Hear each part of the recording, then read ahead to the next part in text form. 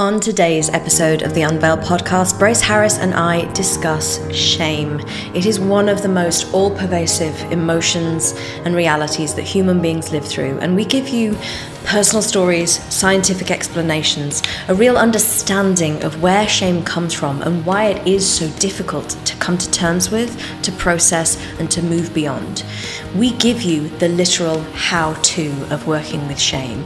We show you how awareness can be a game changer, but we also cue you into the fact that addressing shame takes time and has to be a process. We also share our personal journey through the development of the Unveil Academy and how my own shame has been influential in delays and progress and the relationship that Brace and I have with one another. And importantly, we start with some really great updates about how the Unveil podcast is going to change from now on. So tune in, enjoy, and if you have any feedback or if you're a coach or professional listening to this and would like to be one of our guests, please get in touch with us using the links in the show notes. Hello, everyone. Welcome. My name is Brace Harris. And my name is still Victoria Fenton. And we are Unveil. Hello. Welcome all of our tens of fans. We're so excited to have you here today. We are. We've got some updates. We're gonna switch some stuff up and keep it interesting for everyone. Victoria, do you wanna share? Yeah, I mean, I don't think there is a week or a day that goes by at Unveil where we aren't going through massive washing machines of stuff at the moment. And, speaking super honestly, it's not always easy, but what it is foundational. So whilst we are in the process of really changing the way we are moving into this year, and it seems crazy to say, and it's already June, but in terms of our year's really going to start like in September. It's like we're moving into an academic schedule. And I think for us, there's a real desire to make everything super intentional. And it means that we don't ever leave anything unquestioned. We really do make sure we're always doing the right thing and always feeling into the right energy. And so as the Unveil Academy has taken center stage of where we're moving and what we're kind of moving into this year, there's been some shifts necessary, some shifts within mine and Brace's dynamic, some shifts within kind of where I'm focusing and what my energy is going into, because the academy is really my baby. It's like Brace is super on board with the direction and what we're going to be teaching, and the curriculum and the nature of the coaching that we will be teaching. But in very many ways, Brace is a novice in a lot of the elements that are new, and is super skilled at some of the stuff that we will be teaching. But again, the integration piece, how to bring it all together, which is the cornerstone of our holistic coach training, is not something that Brace could stand up and teach on tomorrow, and nor should he be expected to. And I think, it's important. It's important for me to be able to lead in a proper manner. Like, it's kind of built into my DNA, like to know how to execute what I want. And that was really random. I get it though, because like if anyone knows Brace, it's that. It's like Brace has such I need to be really across this before he'll just like launch into anything and do it, which is admirable in the extreme. Because I owe it to the people who are going to be involved. I owe them that. Yes. And I think what we both recognize is the core value of our business. We have several, they're on our website, on the Unveil Academy website, but the core, the most base value is service. On top of which is honor and integrity. And that means that, and humility, which means that we really have to be super clean and super clear with our presentation of everything. And you'll know that if you've been on any of our stuff anywhere. But it kind of means that as we segue into doing the Unveil Academy coach training curriculum first, which was never the plan, but it just has kind of burst out of me. It's like, we've had a bit of a recalibration of like what we're doing and where we're going and things. And so I I love recalibration. That's recalibration. A great word. Yeah. And so you will notice with the Unveil podcast that there's going to be a few switch ups. We are going to start getting guest experts on to explore more about their specialties, but also to explore more from a kind of intellectual perspective on coaching modalities or trauma. Or I've already recorded our first proper guest episode with somebody who's expert in following your desires, and that's not my wheelhouse, it's not Brace's wheelhouse, it's really theirs. And it feels very key and important to us to allow that to be a really empowering space for everyone who's being in the podcast recording. So I will be taking on some of those interviews myself. I'm sure in the future there will be ones that Brace takes on himself because it's his interest, his skill set, his world. But we're bringing more people to you because we want to increase the education, but also increase people knowing about us from like being exposed to these guests audiences, but also these guests knowing about what we do and how we show up and showing a different way for everything really. So we are going to be effective with next week. So when this comes out, the next episode will be an interview episode. I'm hoping that the next few will be in the run up to the workshop. If that doesn't work for any reason, I think what people don't realize about me, maybe they do, is that I'm really not attached to anything. Like I was saying this to Brace yesterday, it's just it's like I look like I've got like a plan and a vision and a goal, and it's like, you know, I'm kind of set in the direction, but I'm happy to be knocked off course. So if there is a change in plans, whenever there are kind of dual episodes, Brace and I will do them together. We'll do interview stuff with one another. We will move it into more other things and conversations, but we will be having more guests. And more professional guests from the coaching industry would be my hope. So we've got a few people kind of lined up, penciled in. And in that vein, I am still taking on clients, although I don't have masses of spaces at this moment in time. But I am mainly focusing on academy curriculum, masterclass creation, workshop creation, all that kind of stuff. But Brace has now got his own website. It's still under the Unveil banner. It's still very unveily. But Alethea, the group, the clinic website, is taking me some time and also is very much focused on this integrative, holistic, we do everything element, which means that Brace needs his own little space to exist. So Brace's website is now available. Brace is taking clients.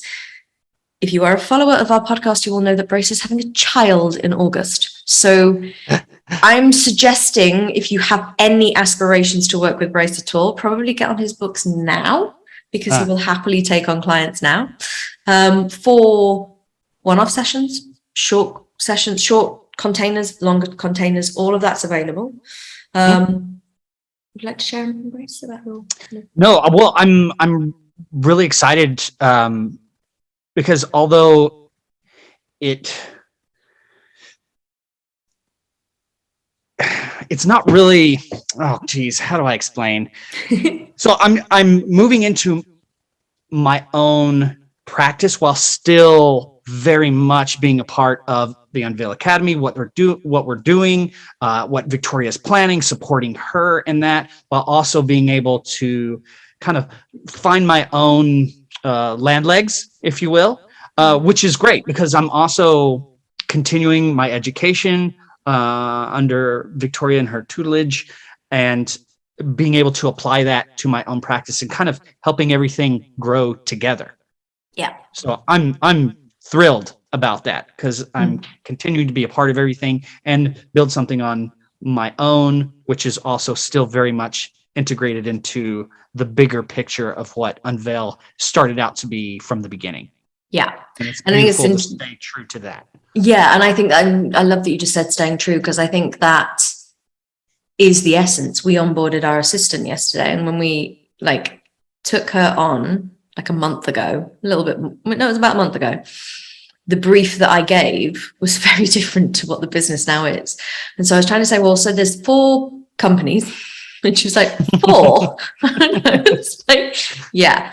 So we've got the Unveil Academy, we've got the Alethea Group, we've got Brace Harris Coaching, all under the banner of Unveil Enterprises. And so within that, there is kind of an adventure for everyone, essentially. Yes.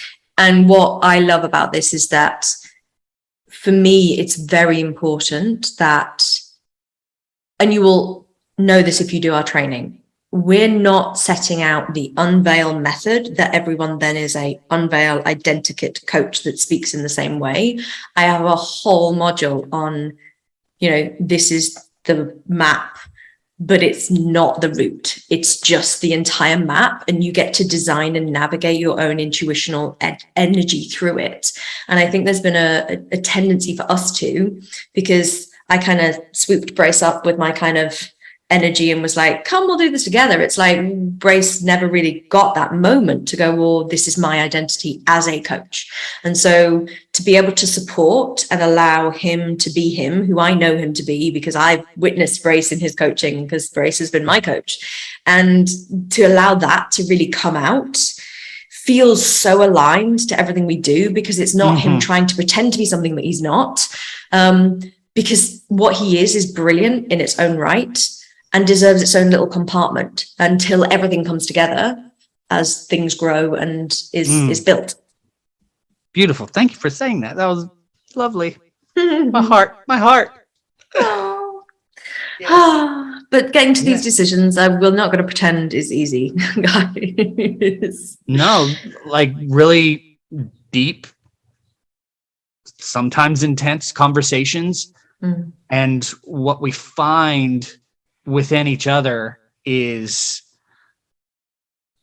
something that may trigger the heck out of us, but also a very safe place to land within that trigger.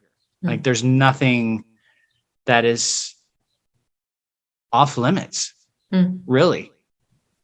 And going through it may not be the most fun, but we know that at the end of said conversation, that we're both going to be in a much stronger, better place. And I find that to be very rare, not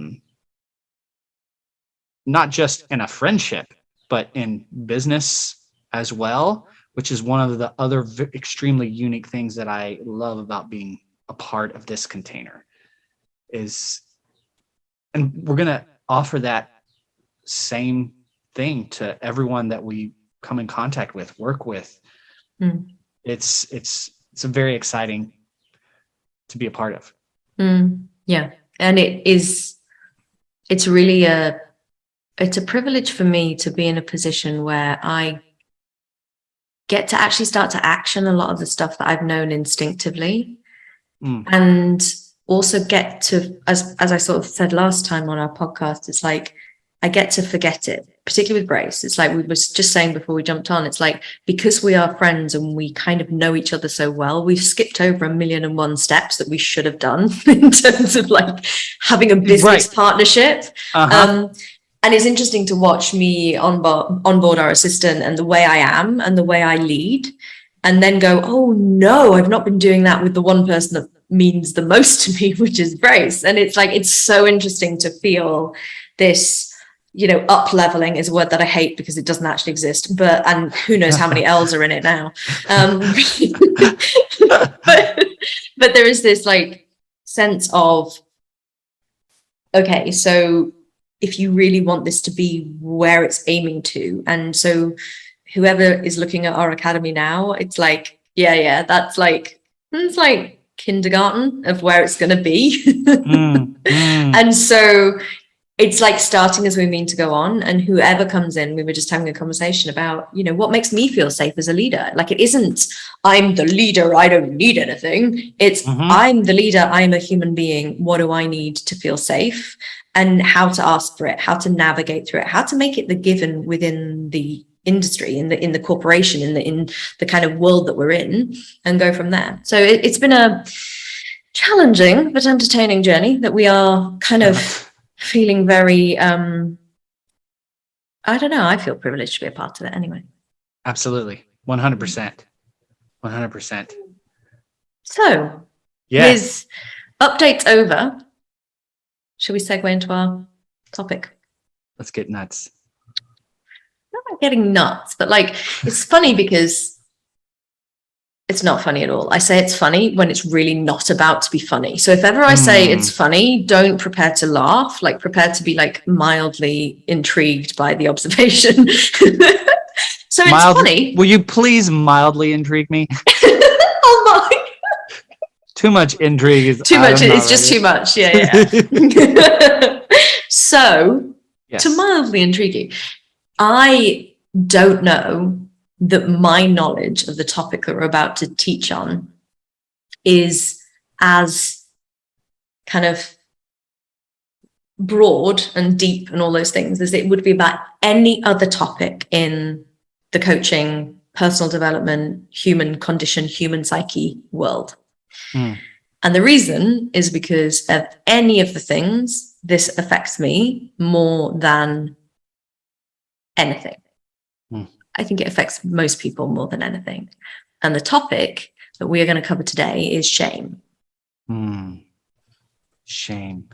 Yeah, it's such a powerful thing. And just from my own observations, and Victoria and I were kind of touching on this earlier, it's something that we as human beings, and I don't know if it's societal or if it's a survival thing. And this is some of the cool things we get to discuss today. Today's going to be really just getting into theories and maybes and what ifs, and some backed up with some factual evidence, but it's why is it not, or is the education aspect of it not more prominent in the way we move through society? It's kind of the thing I can relate it to is, like emotional intelligence.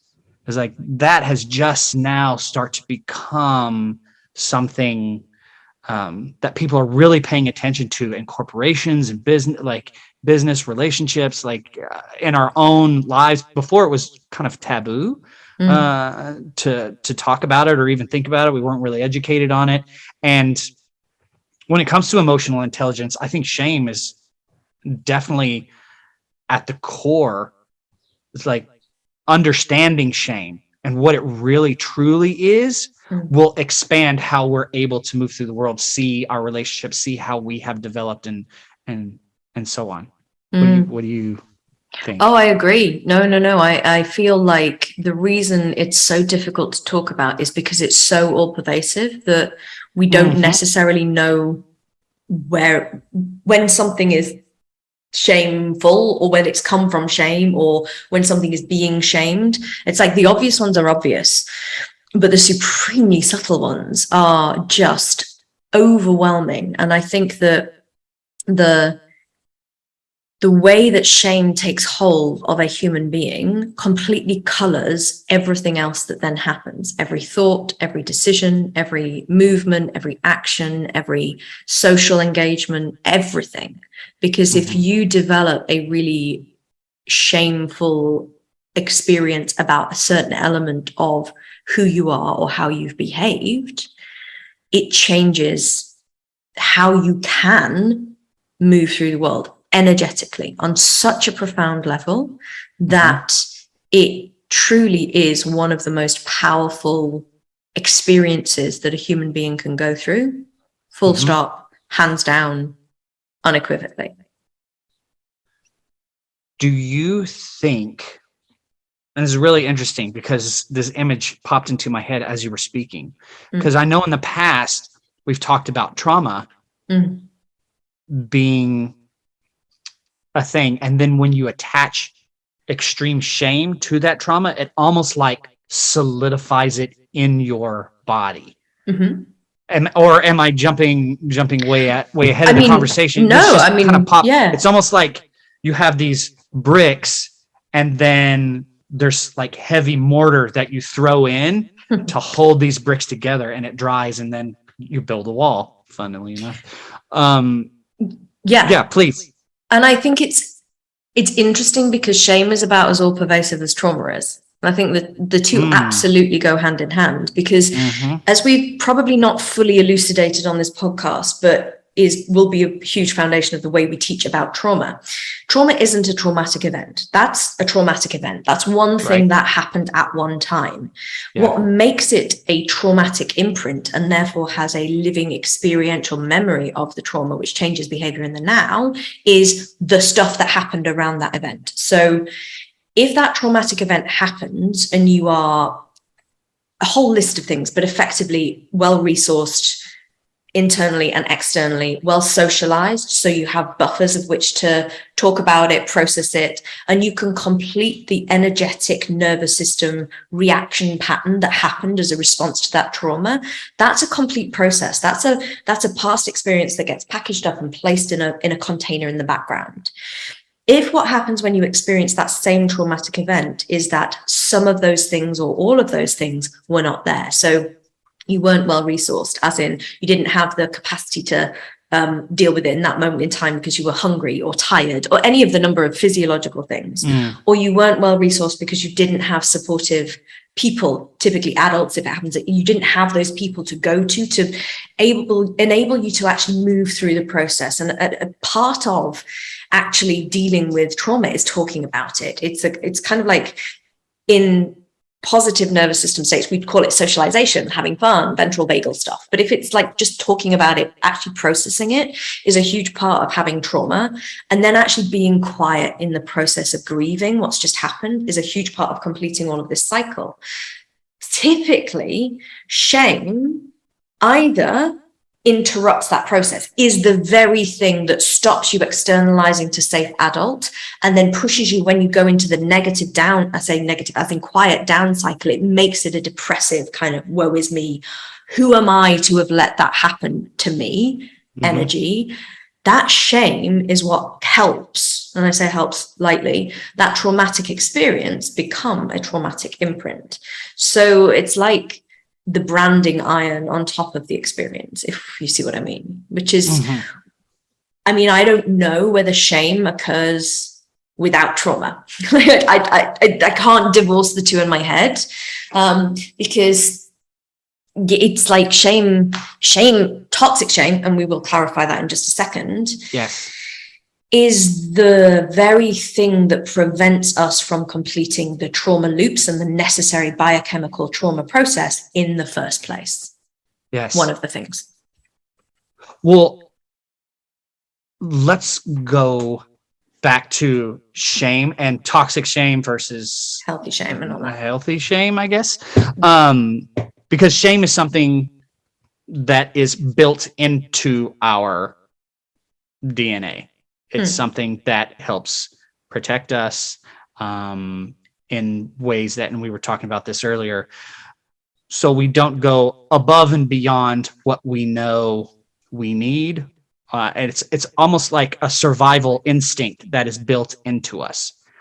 And our nervous system has figured out, especially since we have evolved into higher intelligence beings, our nervous system has figured out how to use shame to keep the body safe in a way. So do you think that the healthy shame, so this is one thing that I've read in the past, and I hope this will kind of clear up what I'm kind of stumbling through here, is healthy shame is, I probably shouldn't do that.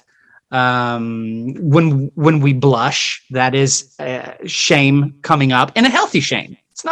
It's like when a baby is little and somebody comes up and is like, oh, hi, and the baby turns red and turns away from the person. That is an example of shame coming forward. It's like, there's too much attention on me, so the shame kicks in to protect the baby. So the baby looks away, and when children look away, the thing has disappeared in their mind.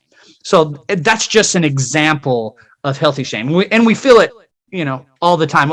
I mean, help me. What are some other examples you would say of healthy shame? Of healthy shame. And I think it's really interesting because I think the best way to understand shame is to recognize that shame is a function of our societal interactions, not of anything else particularly. It's because we are in relationship to other humans that we have the biological response of shame. And so it almost, as the individual, you help the community by possessing the ability to feel shame one way or another. Yes. Yeah, it's like a self-check mechanism. And Yeah. essentially what it does is it just prevents destabilizing the safety of the community or you. There you go. By keeping you kind of not down, but just within normal societal like realms. Standards. But a great time to think about shame is teenagers. So shame is so present in when you fancy someone when you're a teenager, and you actually just like every time you do something around them, you think you've made an absolute fool of yourself. So you blush and you go, but you know, those people where you blush when they just walk in the room and you're just like, oh, I got a hit. It's a very girly thing to say, but it's very that energy that you would relate to as a teenager. Those kind of experiences, I probably am going to just completely disagree with what I've just said here, but those aren't traumas. Those are, I mean, I've got those experiences when I was a teenager, and I don't particularly look back and think, oh, I'm traumatized by the fact that I giggled every time that bloke walked into the room. That's not kind of where I'm at, but I for sure know that I had those shameful things. In fact, Grace, you shared a thing on your Instagram story this morning about, I remember when I was a kid and I didn't care. Like I was basically climbing trees and and being dirty and like all the kid things. Yes. Yeah. And that purity, that innocence, I mean, we could go forever on having another Golden Compass, Northern Lights, Lyra, loss of innocence conversation. But this is the mythology that we have inbuilt into our myths, is that there is a fall from grace.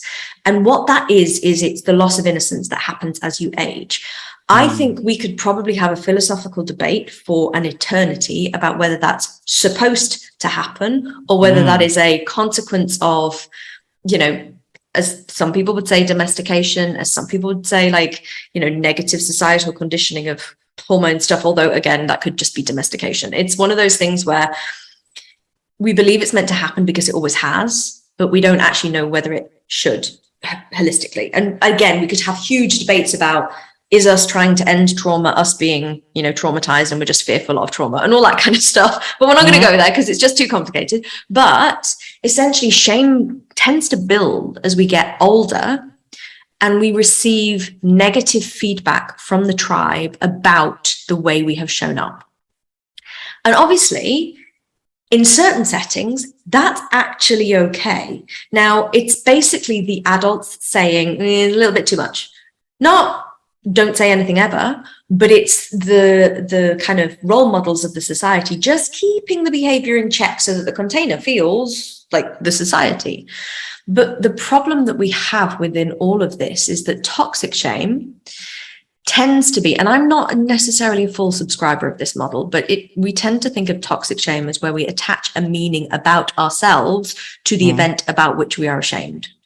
Right. So that thing happened, I feel ashamed, I'm a bad person. Not that feel happened, oh, I feel a little bit embarrassed. And that's a good distinction. Embarrassment is the healthy shame. Yes. Shame is the toxic shame. So, as an example, potentially. So I go into the kitchen, there's the whole thing of Oreo cookies, and I love my Oreo cookies. I go in, and before I know it, I've eaten too many Oreo cookies. We're not going to talk about how many. And I'm like, man, I really need to stop. And I put them up, and I kind of, you know, that was too much. I feel like that's healthy shame. But if I eat the Oreo cookies and I'm like, oh God, I am a terrible human being. I'm disgusting. I don't have any impulse control. Self-control, yes. Yeah. I would feel that would be a toxic shame. 100%. Just to kind of distinguish the two a little bit. Yeah. Yeah. And you can see the distinction in there as you've put a merit function on quantity of Oreo cookies that should be eaten. And also you've tied a physiological experience of to, oh my God, I've done it again. Typical shame moment. I'm just assuming it's not the first time it's happened, right?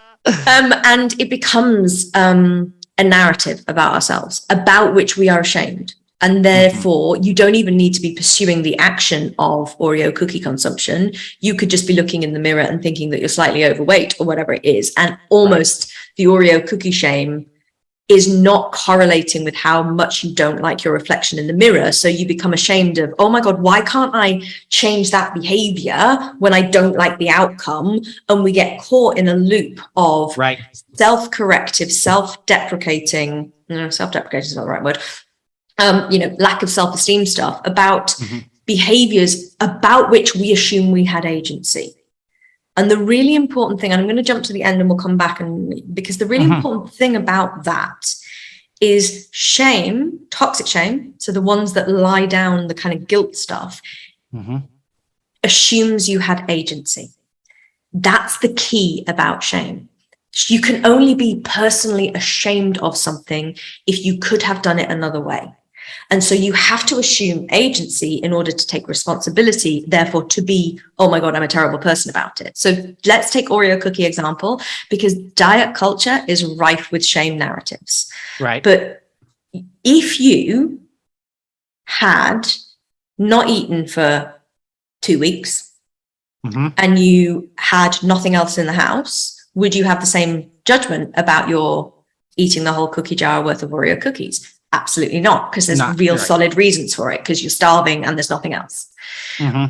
What we don't always know is the biological drivers underneath it. Women are particularly bad for this, because particularly if they're not tracking their menstrual cycle, they'll go and they'll eat loads of something around the time of just before typically periods happen. And they're like, oh my God, I'm a terrible person. And then their period will come the next day and they'll be go, oh yeah, that's why. It's like, because there are biological drivers underpinning food behaviors. And we can shame ourselves about it if we have agency. And to a degree we can, but a lot of the time we can't. And so understanding the biological drivers behind behaviors is one of the things that can help decrease the shame. And it sounds anathema to people who do body stuff, but sometimes with the work that we do, the only way through is logic. So this is why we're so obsessed with trauma, because trauma and traumatic imprints are often the biological drivers behind behaviors about ourselves or from ourselves that we don't understand. So we judge the behaviors and we criticize the end point, whether it's the addiction or the numbing pattern or the overeating or the undereating or the this. We criticize all of that and feel judgmental about all of that because we assume we have agency. Trauma and traumatic imprints are the things which mean that we don't have agency, because they are giving us biological imprints and drivers that are making those behaviors must-dos for the safety of our nervous system. So what we do in supporting the trauma imprints and the symptoms of the trauma imprints is a lot of the time reminding clients of the logic to the behavior from a physiological perspective to decrease the shame around it, so we can be with more of it and we can be with more of ourselves, because we really know that, okay, I'm in this behavior, but logically, I know that the legacy underpinning that is this trauma imprint. And it kind of allows us to go, oh, it's not my fault. And as we decrease the shame, we can be with more of the moments when we are enacting the behaviors about which we've been critical. Tell me if this is a good metaphor analogy. I need to. Whichever, we'll never remember. Yeah. So, and this happened to my house yesterday. I had some electric guys were working on some power stuff in my house, and they overloaded the circuits. And I start hearing pop, pop, pop, like in the walls, like light bulbs are popping. They're not shattering, but they're fusing, going out. And my Keurig died. So, which I was very upset about. But the overload of the circuit that the Keurig was plugged into short-circuited, probably burned up a chip. And just for my British followers who won't be following this, Keurig is like Nespresso machines. It's coffee machines. Yes. And so the overload burned out the chip or whatever, burned up. And it's not, and now the Keurig doesn't work properly. Like it won't turn on. Like it has moved on. This is something that is not necessarily the Keurig's fault. It's not the chip's fault either. It's not the chip's fault. The chip went through something intense. That it couldn't cope with too much, too fast. Yeah, literal definition. It fried, and so the Keurig for the rest of its days can't do what it feels like it's natural for it to do, which is make coffee. That being said, God, I was hoping this was going to go much better than what it is. It's a really good example. It's really good. But that being said, it's not the chip's fault that it got overloaded, but the Keurig this whole time is thinking, oh, I'm no longer a Keurig. I am broken. I am a malfunction. And it's like, no, bud, it's not your fault, Mr. Keurig. It's really this chip got overloaded. And all we have to do is go in, look at the chip, or find which chip may have got that overload and love on it a little bit. Yeah. Right. And so sorry, but that was like way out there. Yeah. No, it's a really great example, but let's just make it a little bit weird that's not technologically appropriate. But got it. I love the Keurig and we'll keep using it. You can get many different capsules for your Keurig. So imagine the chip's fried in such a way that it can't now make decent coffee. It can only make the, I don't know, hot chocolate versions. It's not quite accurate for Keurigs, but whatever. And it's like, it can only do hot chocolate. It's no matter how much you yell at it to do coffee now, it can't do coffee. So all the Keurig thinks is, oh, I'm broken. All I can do is hot chocolate. I really want to do coffee. If I wish myself hard enough to be able to do coffee, it's like none of that's going to repair the chip. So it's a really good example. And it's a really good kind of illustration that says too much, too fast will blow a fuse. Some of your circuitry somewhere won't work. Now, the only reason that's not a great example is because Keurigs are not capable of shame, but just imagine that they were sentient and were. Right. Because believe it or not, they don't believe their life's purpose is making coffee, just machines. But it is that piece of, okay, so too much, too fast. And the shame piece is so interesting because, again, we'll keep the Keurig example. It's like society's expectation is you should be able to make 1,000,001 drinks. I'm sorry. That's what you were made for. And I think with, any kind of cultural norm, and that's the thing, it's like cultural norms are really, really, really rubbish. Like I put a post on my Instagram about Pride this month, yesterday. And it's like shame is rife within that community, not because they have anything to be ashamed of, but because they have been pushed upon that they are somehow flawed, that some of their choices, some of the ways they identify, the ways that they feel are not okay. And that's the definition of shaming someone for something that is absolutely nothing that they could do. It would be like Brace looking at his Keurig this morning and going, well, you're just a waste of space. Which is why I changed it to a hot chocolate example, because arguably it is a waste of space if it's broken. But it's like, you're just a waste of space. It's like, well, no, it just prefers making hot chocolate right now. And there's all of this that feeds into that sense of agency, because particularly within sexuality and gender preferences, for a long time, people were told it was a choice. It was a choice that they were making to behave in a way that was societally dirty and unacceptable.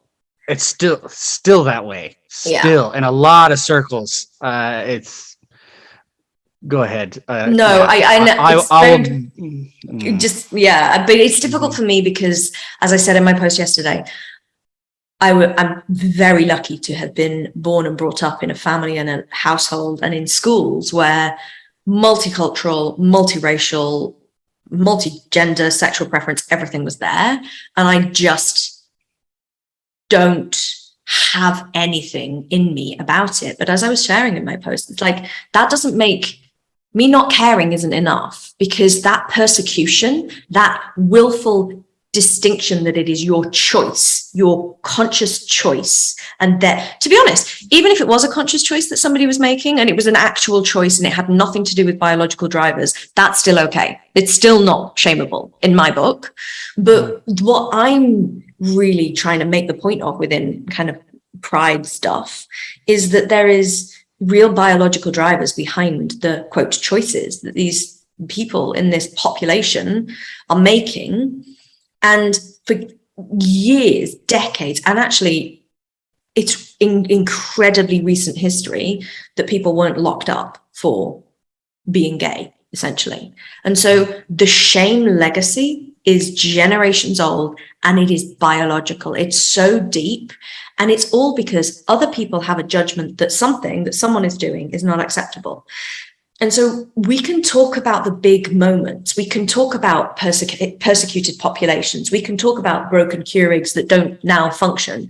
But if you just take this into a smaller level, it's like, it's not okay for the spiritual development, personal development community to say, well, where are you not showing up?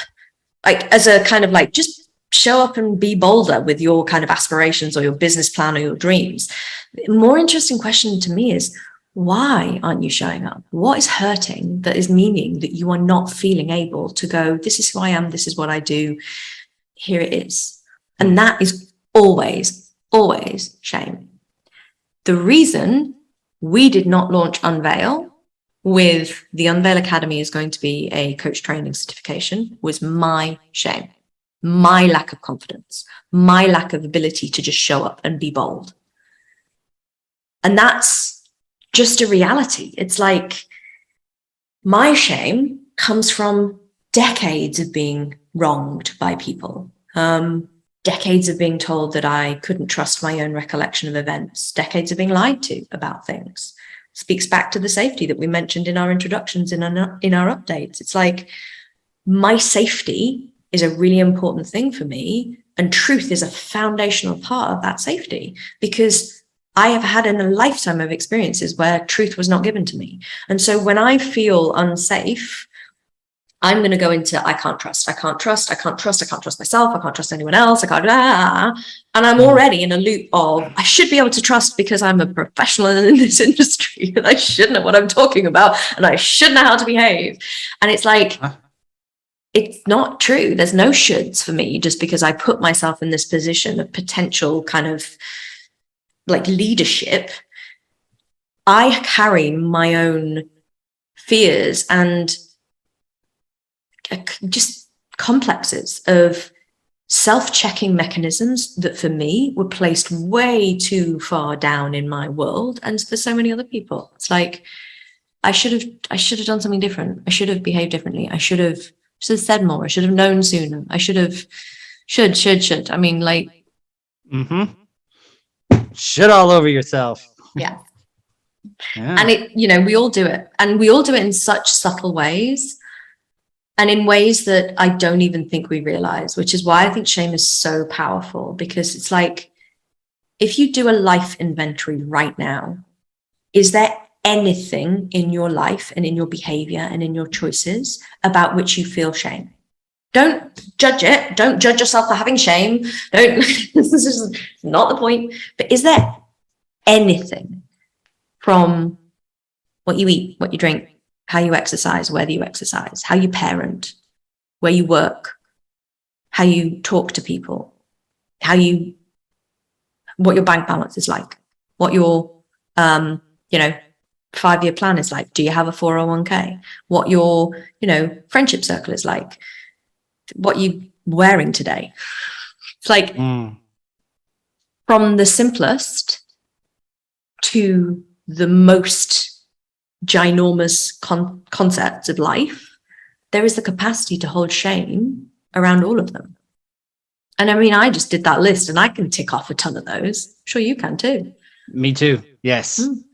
Yeah. It's, oh man, it's so interesting to me how powerful shame is. It's like the ultimate motivator, almost. And it's one that we don't necessarily, well, and I don't know if this is true, that we have control over.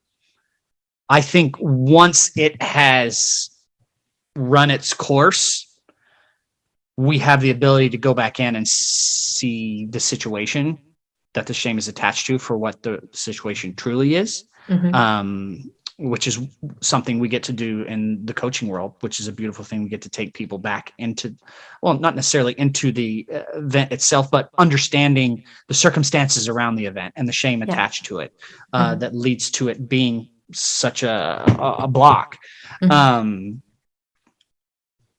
But so much of what we do, the decisions we make as human beings, seem to be attached to shame in some way, shape, or form. It's like approval of society, approval of mom and dad, approval of myself, approval of partner, approval of friend, approval. And it's like, okay, I need to be safe in all of these different situations. And is shame whether...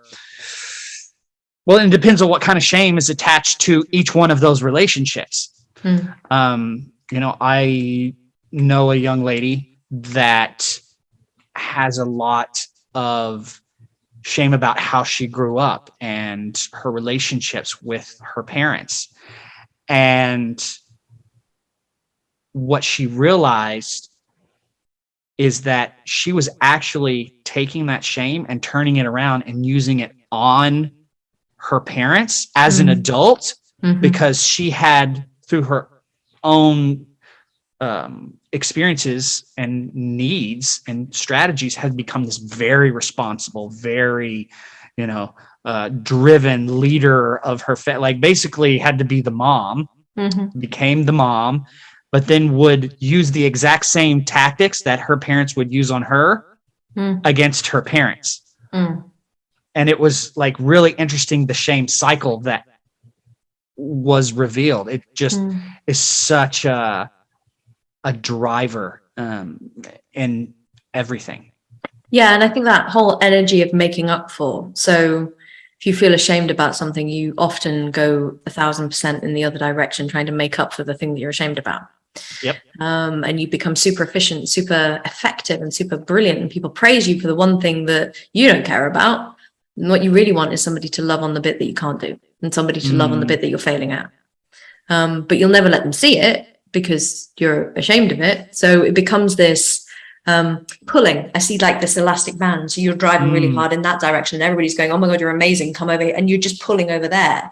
And what all of that pulling is really there for is saying, please love on this bit that's here that I can't do, that I'm really bad at, that I really feel incompetent in, that I just feel like I'm not coping in. And it takes really brilliant people to not listen to the narrative and to go, well, all that's well and good, but isn't that trying to overcome this thing over here? It takes really good people, and it takes the right timing. And I think you're right. I think what you just touched on earlier in terms of like, it's really difficult to, quote, get rid of, because it has to run its course.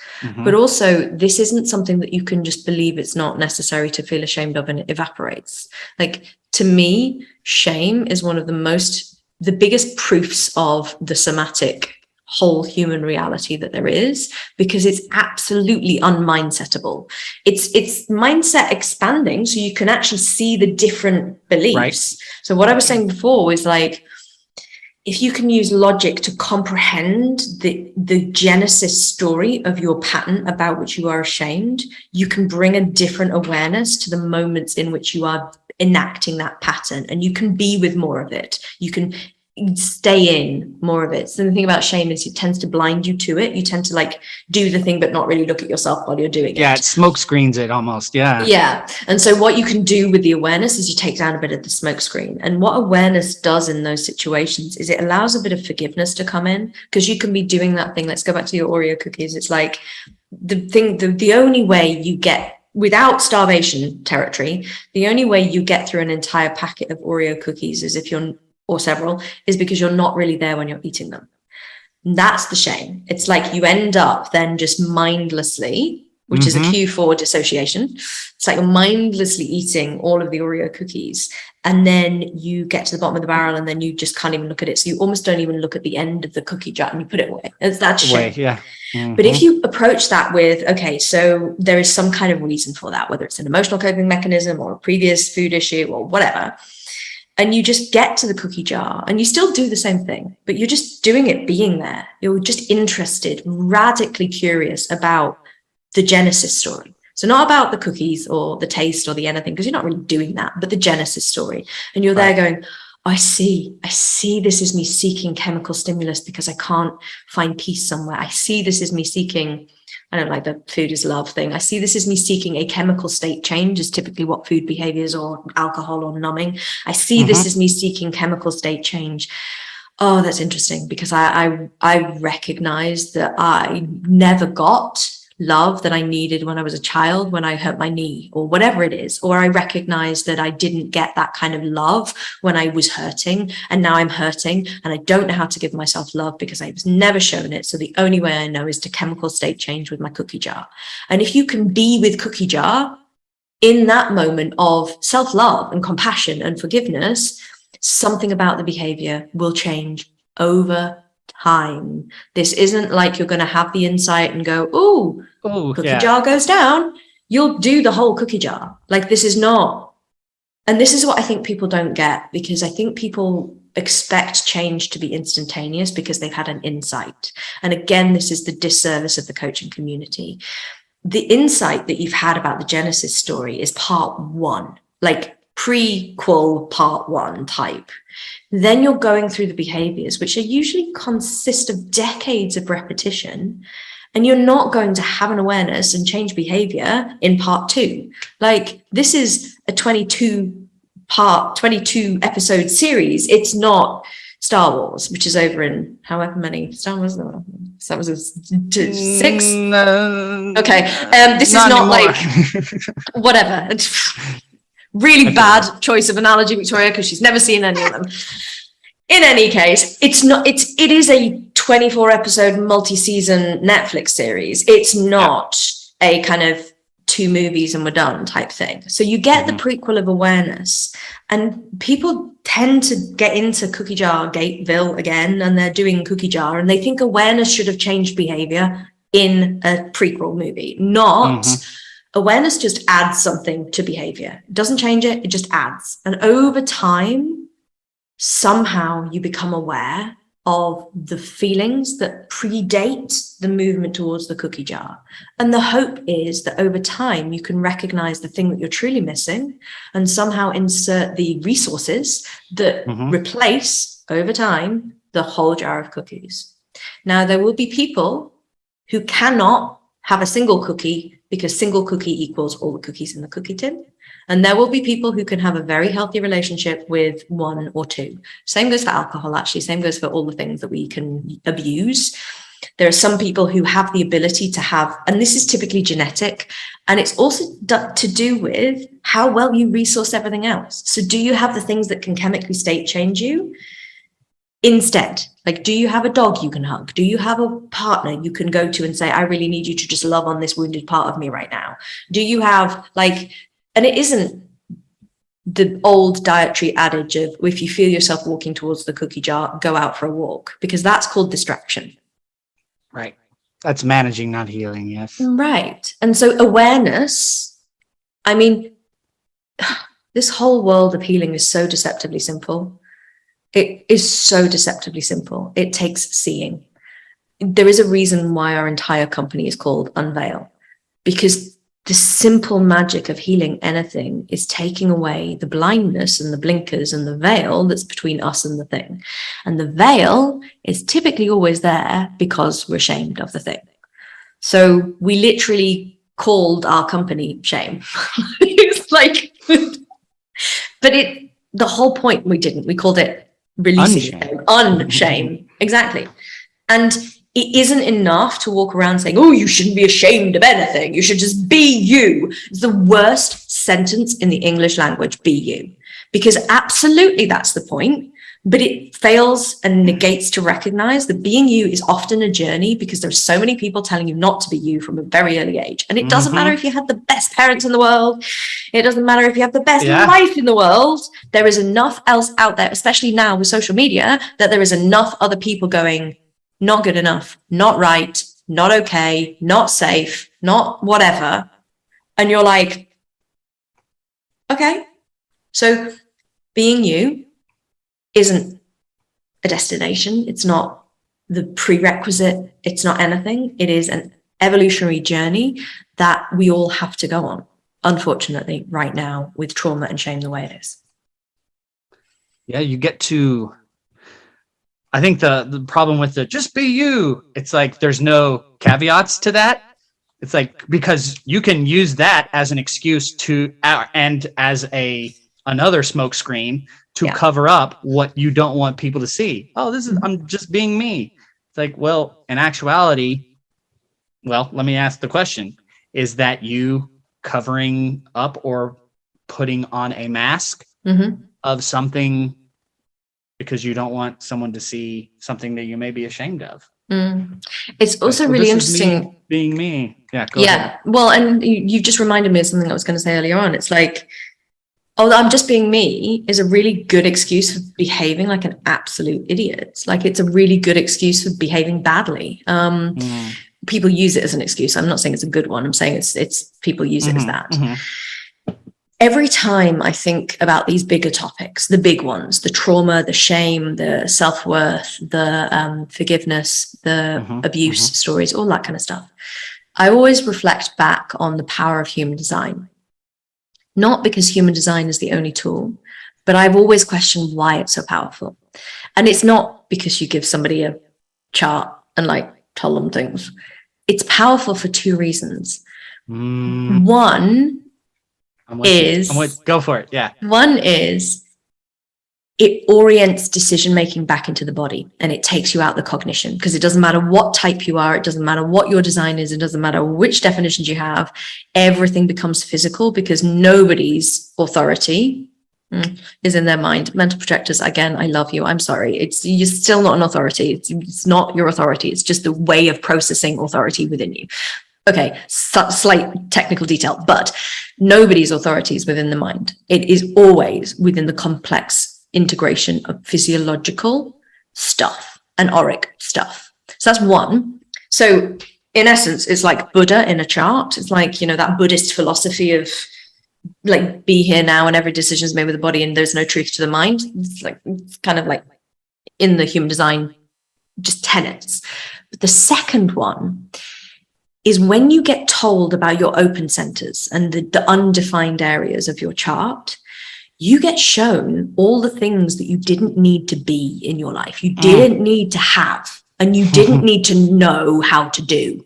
And you basically get told, you're never going to feel strong in that area. So lose all of the shame you carry about the very thing that you have no strong energy in. And it's sorry, carry on. Well, I was going to say, I think this is one of the reasons I love human design so much, because it has almost relieved me of my need to carry so much shame about things that I could never be, because I was raised by generators. My brothers were generators, like all my friends more than likely were.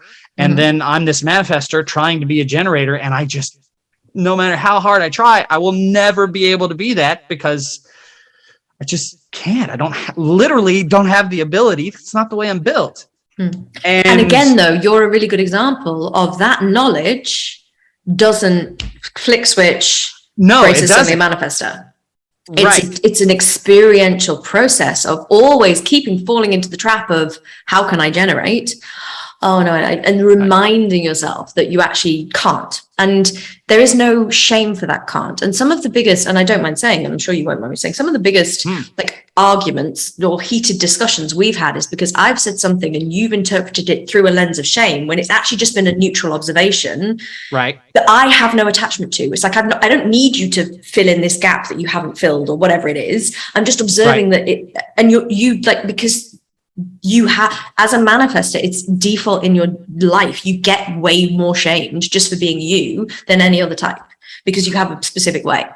Yes. And I've like listened to podcasts of people who are manifestors and manifestors on podcasts just because I was trying to learn more. And I shared this with you. And a lot of those people had the same experience as me. They felt like they needed to be something else. And there was some kind of disconnect and we never could understand it. And so we just heaped a load of shame on top of that. And we're just like, well, we're just broken and we can't do anything right. And woe is me. And especially strong for manifestors, because society is built by generators, which means that we have a generator expectation.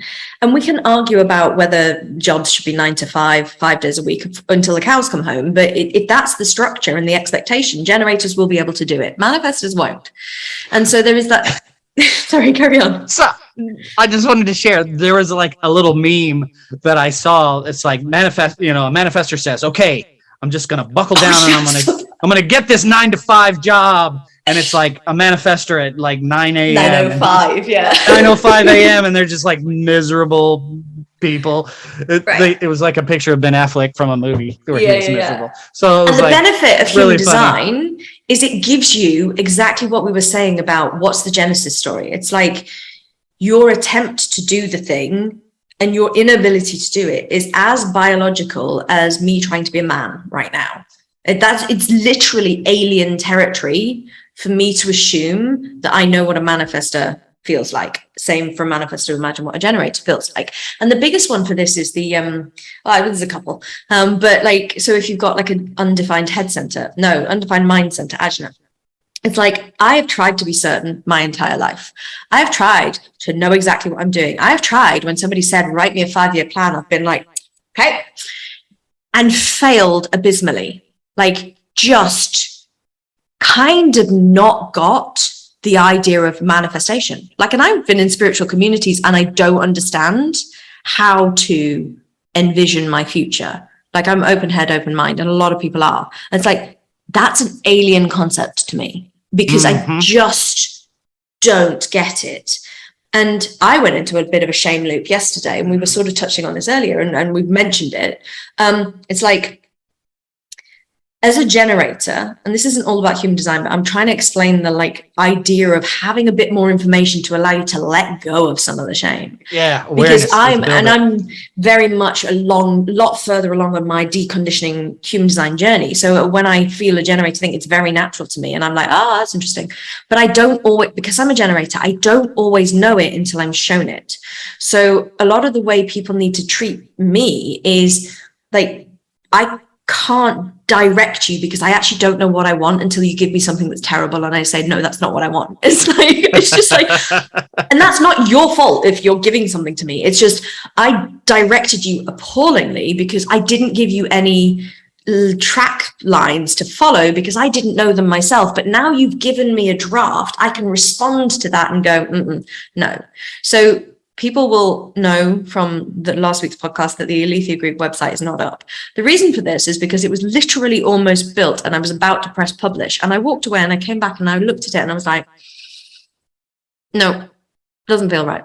And so I will happily throw that in the bin. I am not sitting here in shame over the effort that I put in, the fact that I built it wrong, the fact that I thought about doing it in the way that I'm now doing it, but didn't. The fact there's zero shame. I'm so settled with I need to throw stuff against a wall and feel it as a response mechanism. But I was not always like that. Like it took me a lot of, I'm always going to build it wrong first time. Like how many project management systems have we tried, Bryce? Yeah, countless.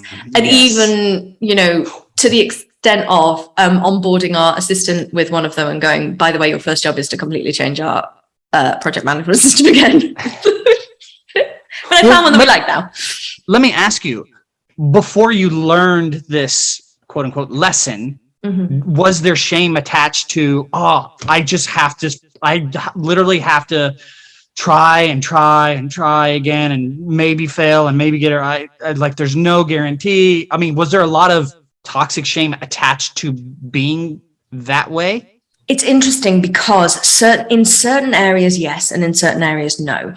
So when it came to tech systems and building stuff, I learned very early on that I always learned a lot in the mistake process. So building it once, it wasn't like doing the same amount of effort twice. I'd learned so much from the first failed attempt that I didn't care that I had to do it again because it was always infinitely better. A lot of our websites are built on the same like template. So the fact that I've pulled down the first Unveil website and now Unveil Academy exists, it's like it was quick because it was the same template. Like I learned a lot like round 1 and 2. So there's a lot of that.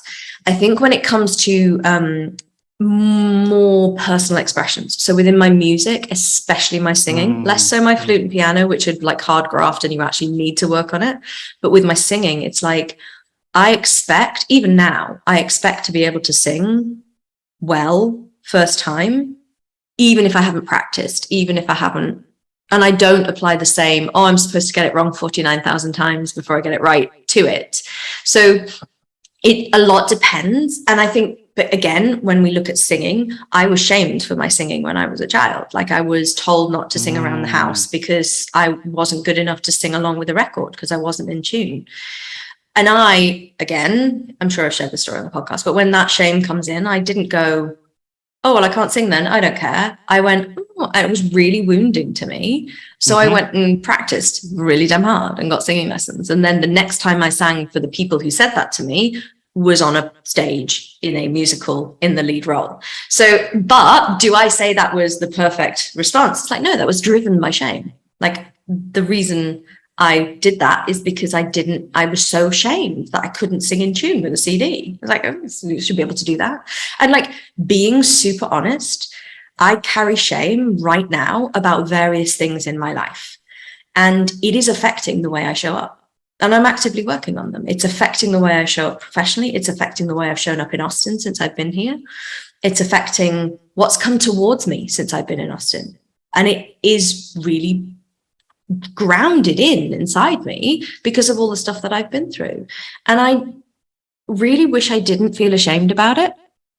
And I really, really wish that just knowing that I have nothing to be ashamed of was enough, but it's not. It's not. And it's especially not when things are as deep. So there is the little shame things, which can be very quickly moved through, but then there are really deep things where, particularly if they've gone on for a while, and particularly if you have the ambition that I do in creating what we're creating, it's like those shame things become even louder because it's like, really?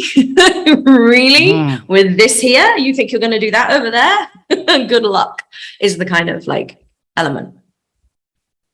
So yeah, this is why I didn't know that I was going to be able to talk about it. I mean, I think I've managed to say more than I thought I was going to be able to say because I think I know the theory, but I find that it's a common thing within the coaching world that people say that you should share from your healed rather than sharing from your wounds. And I get that. I do get that. And I do think there's an element of which that's how I operate. Because when I'm mid flare of my stuff, it's not like I go, Brace, dude, can we record a podcast right now? But that doesn't mean that you can only share when you have fully processed the thing, because as regular listeners will know, quite a lot of what I share on here is my process, not the gory details, but just the fact that I am in process, because I would like it to be a culture of our society that our leaders and people who are building institutions and academies and businesses and healthcare businesses and all that kind of stuff can be as human as the rest of us. And we don't have this expectation that leadership is here and real life is here, because it shouldn't be. And I have leaders as clients, and they're not in ivory towers being amazing. They're in ivory towers because they're protecting themselves from everyone seeing their shameful wounding. And it's like so much of my work with those entrepreneurs, type A people, ivory tower people, is helping them to understand that they really didn't need to build the ivory tower around themselves. And my job as a leader, not in working with those people, but as a person being a leader in an industry, is to be the person who doesn't build the ivory tower. Like, if I set the example of not building my own ivory tower, that has to change something somewhere along the line within an industry. So that's why I share so openly, not from healed, not from middle of the mess, but just from, I'm having stitches right now. And I've been having stitches for 20 years. And I have no shame in saying that. I mean, I do somewhere, actually, that's not true. But there is, I'm still having stitches. Like, my wounds are deep. And I don't mind who knows that. I wouldn't necessarily share completely publicly here on a podcast all about it, but you've met me. There's not a question you can ask me that I won't answer fully honestly. Like, I just don't have the button of like, oh, hang on, let me insert lie here. So where do you think an evolution for people lies? Because yes, there is okay, I can look at my own shame and not be ashamed of that. And then, but that's the only space that they can necessarily control. Because if they're in an environment where there's going to be other shamed people who are going to come down on them, right, and pile on, or try to pile on more shame, just basically take their own poison and throw it onto someone else. How do we, without more than just the individual, how do we effectively shift and change things? Or is it about one person at a time and them becoming okay? I think it depends who you ask, in honesty. And I think everyone comes at this from a slightly different angle. In our company and who we are as people, I'll do me. I am a one person at a time active working, whilst being the role model for the vision that I want to see that's different in the universe. And it's the reason why my ambition is to work with leaders in spaces, because they're my one person, but they then become the role model. So it's very essential for this change to be top down. It has to be, the systems have to change of shaming people, shaming, like there's a right way to behave. And so the leaders have to change. And if I can work with those types of leaders, one-on-one on their shame, but also being a role model for how to be a leader, you set a visual example as well as coaching directly.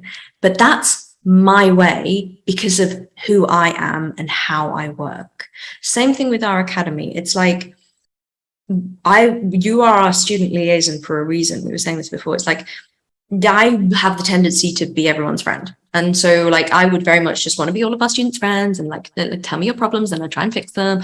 I can't do that because I have to be the role model and the teacher in this institution. That has to be the way it works.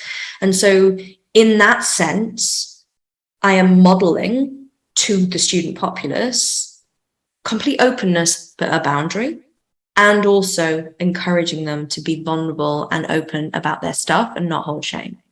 There are other people who do this work in a different way.